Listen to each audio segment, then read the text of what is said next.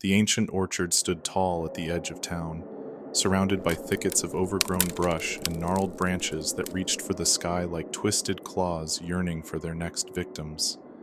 Its dark history was whispered among locals, who warned children not to venture near after sundown, lest they become part of the macabre legend that had haunted these lands for centuries.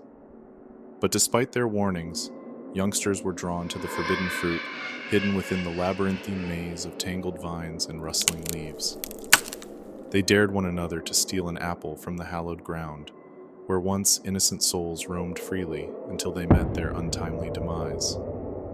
Those who accepted such challenges often returned home with empty eye sockets and gaping smiles etched upon their lifeless faces, forever changed by what they encountered deep within the heart of the hallowed orchard. It wasn't long before rumors began to circulate about strange occurrences taking place under cover of night. Residents spoke of eerie whispers carried on the wind, the sound of twigs snapping beneath heavy footsteps, and even shadowy figures flitting between the trees. But no one could ever prove if these tales were more than mere figments born from fear-fueled imagination.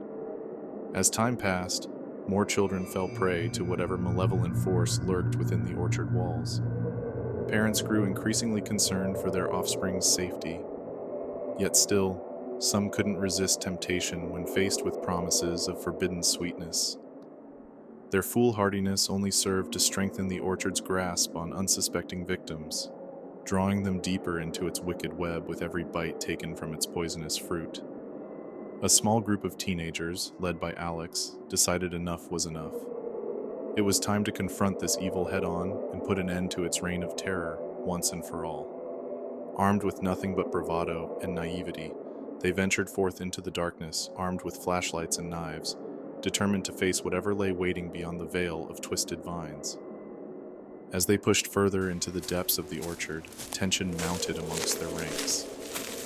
Each step felt heavier than the last, as they sensed something sinister closing in around them. Shadows danced menacingly across the trunks of towering trees, casting eerie silhouettes onto the ground below. The air grew thick with anticipation, charged with electricity ready to ignite at any moment. Suddenly, a low growl resonated through the air, sending shivers down their spines. The source of the sound remained invisible amidst the gloom, but its ferocity left no doubt as to its intentions. Panic set in as the group scattered, searching for a way out of this living nightmare.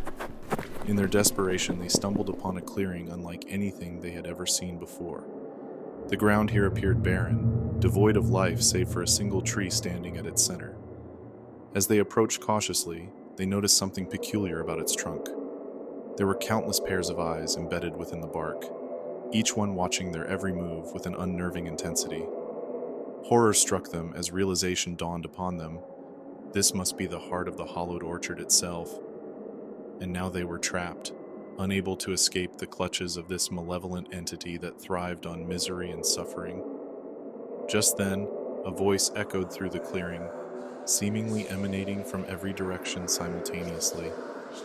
It spoke directly into their minds, filling them with despair and hopelessness, while also promising them power beyond their wildest dreams if they would simply accept the orchard's gift. Torn between fear and curiosity, the group hesitated for just a moment too long.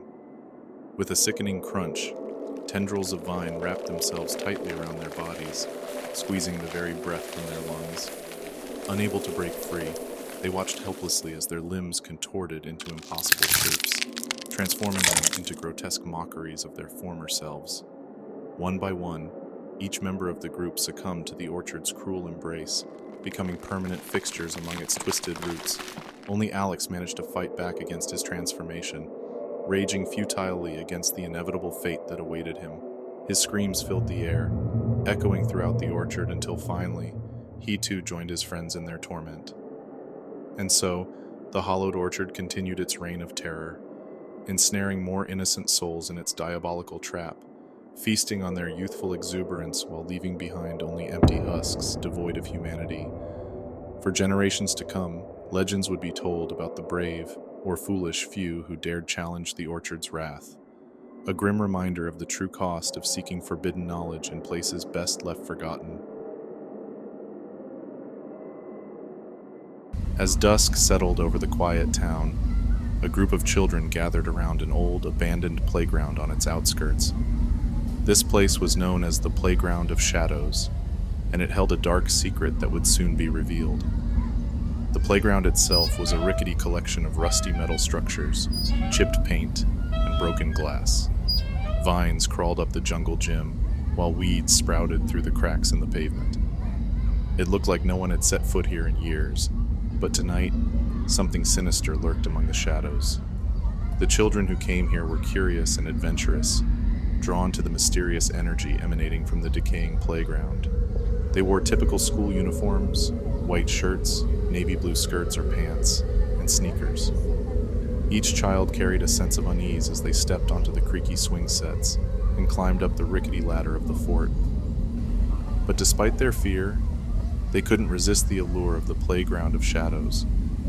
As they played, the children began to notice odd things happening around them. Their voices echoed strangely, as if someone else was whispering along with them. When they moved, their shadows seemed to dance independently, mimicking their every step. At first, the children thought it was just their imagination running wild, but as time went on, they knew better.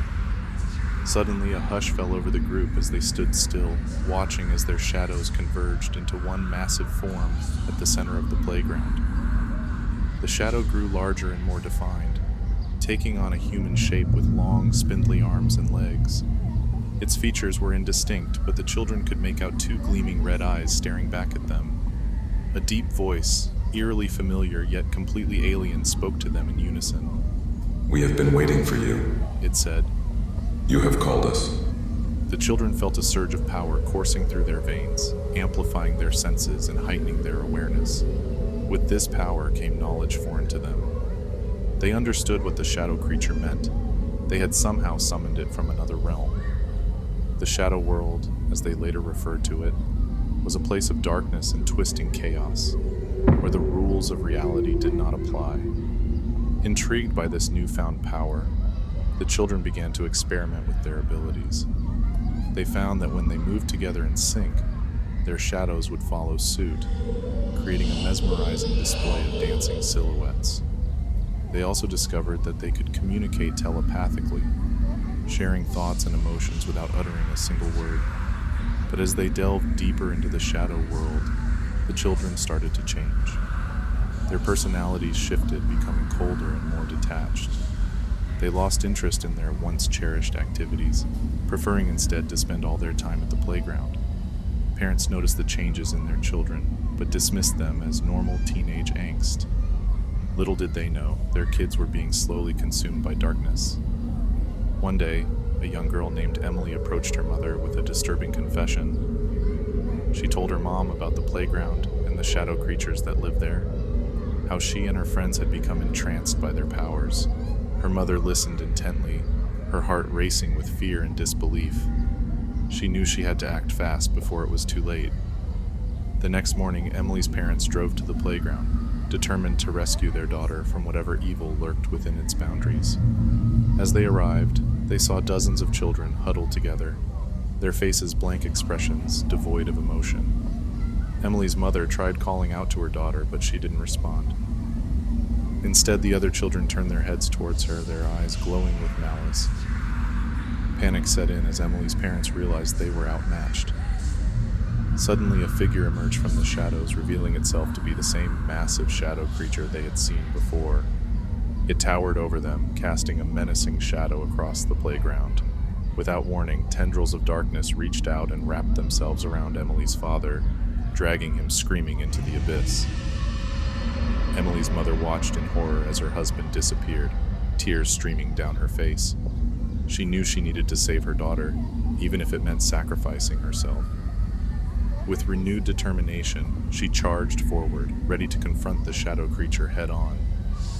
But as she drew nearer, she felt a cold wind sweep past her, freezing her to the core. Looking behind her, she saw that all the children had formed a circle around her, their shadows merging together to create an impenetrable barrier. Trapped inside, Emily's mother knew that there was no escape from this hell.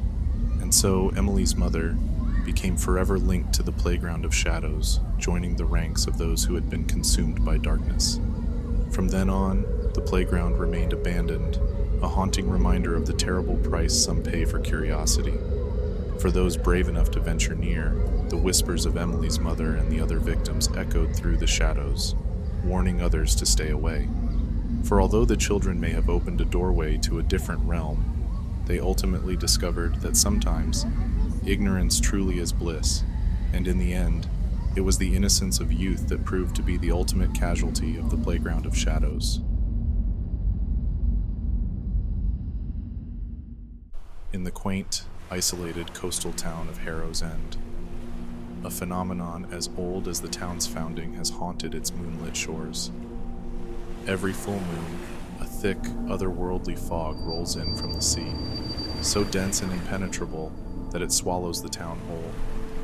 It's a fog that feels alive, breathing a chill that seeps into bones and spirits alike.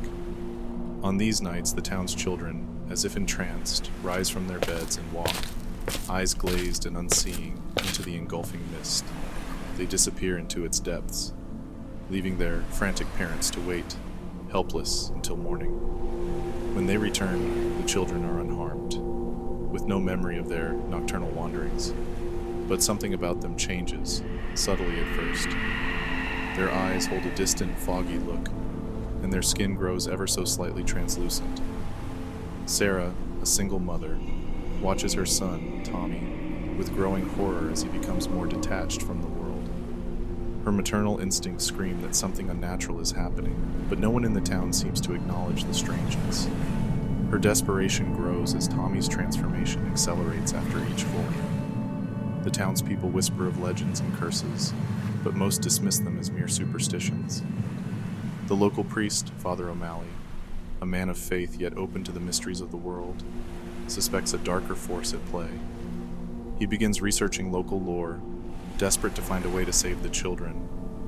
Meanwhile, Sarah befriends Mark, a newcomer to Harrow's End who is skeptical but concerned for the safety of the children. Together, they delve into the town's history, uncovering tales of shipwrecks, lost sailors, and a vengeful sea spirit. As they piece together the puzzle, the bond between them deepens, united by their shared quest for truth. With each full moon, more children join the ranks of the transformed. Their once vibrant personalities fade, leaving them as hollow, fog-like shells. The town grows quieter, the air thick with unspoken fears. Sarah watches helplessly as Tommy's humanity slips away, his laughter replaced by an eerie silence. In a race against time, Sarah, Mark, and Father O'Malley discover a fractured story of a ritual that might dispel the fog and free the children. But the ritual requires a sacrifice, a life given willingly to the sea. On the night of the next full moon, as the children begin their somnambulistic march into the mist, the trio prepares to perform the ritual on the shoreline. The fog feels alive, malevolent, as if it knows their intent. Amidst the ritual, a revelation strikes them. The fog is not just a manifestation of a sea spirit, but the collective souls of those lost at sea, seeking to reclaim their humanity through the children. Sarah, driven by a mother's love, makes an unthinkable choice. She steps into the fog, offering herself in exchange for her son's humanity. The fog swirls violently, and for a moment, there's a glimpse of countless faces, tormented and longing within its depths. As the sun rises, the fog retreats and the children return, their humanity restored. But the cost is immense.